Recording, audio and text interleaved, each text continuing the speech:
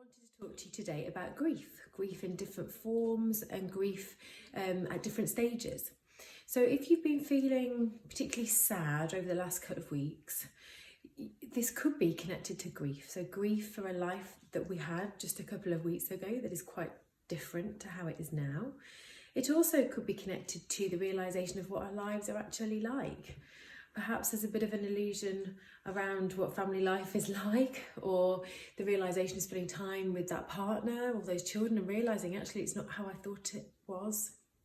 And it's harder than it was, or they're not the people that I thought they were, or the person that I thought they were. And this grief for our future as well, what we would call anticipatory grief, because we don't know what's happening, we don't know what's coming or when. So almost grieving the future that we could have had. Part of the grief, I think for lots of people that I know personally and professionally, has been things like people having weddings cancelled, people not going to be able to have the birth of their baby perhaps as they want to be, also funerals, people not being able to attend the funerals of their loved ones. So we're facing the grief of those normal things that we would take for granted, but we're also grieving the fact we haven't seen some of our family members or our friends in real life, maybe on devices, but it's not quite the same, is it? So we're grieving those relationships. We're also grieving probably part of our identity as well. A lot of what we do is connected in what we do and not who we are. So if you're busy or you're important at work and suddenly that's kind of taken away from you, you're not having the same interactions or the expectations are not the same, then you might find that there's a grief of that kind of loss of role, which just doesn't feel the same when you're at home and your children aren't listening to you, for example. So grief is a bit of a tricky emotion, as you probably know. The chances are you've probably experienced grief at some point in your life. It takes us all over the place, from shock to denial to acceptance to anger to fear. And actually those stages are not linear in terms of we feel them at this one and then I've done that one, so this will be next and that'll be next. It's just all over the place, unfortunately, and emotionally we tend to go with that as well. So if you find that you're a bit up and down, or you find that you're just not feeling very emotionally stable, it could be that there's some grief going on.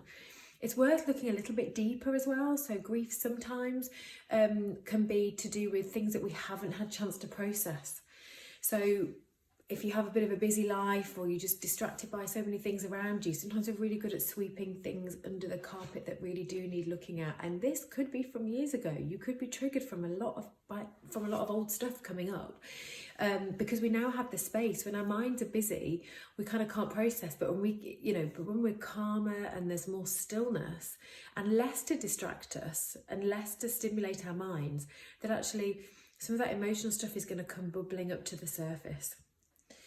We're also grieving some of the loss of our world being safe. Now, hopefully the majority of us do live in a safe world and we feel that our daily lives are safe and predictable, but we've kind of lost that, haven't we? I know we've got a predictability, probably you've created a bit of a new routine by now and you're getting into the swing of it a little bit, but we haven't got the routine in terms of kind of our normal routines. And I think that kind of shakes us up, doesn't it?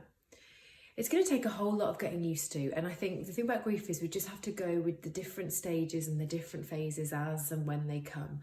And if you don't, it'll just catch up with you later. So if you're finding that you are grieving and you're feeling the pain of that, my advice would be just to sit with it, just to sit with the feeling. It's kind of like, they say 90 seconds or 5 minutes, and just sit and feel that. So it's a wave coming over you, a wave of pain, and then it will kind of die down again.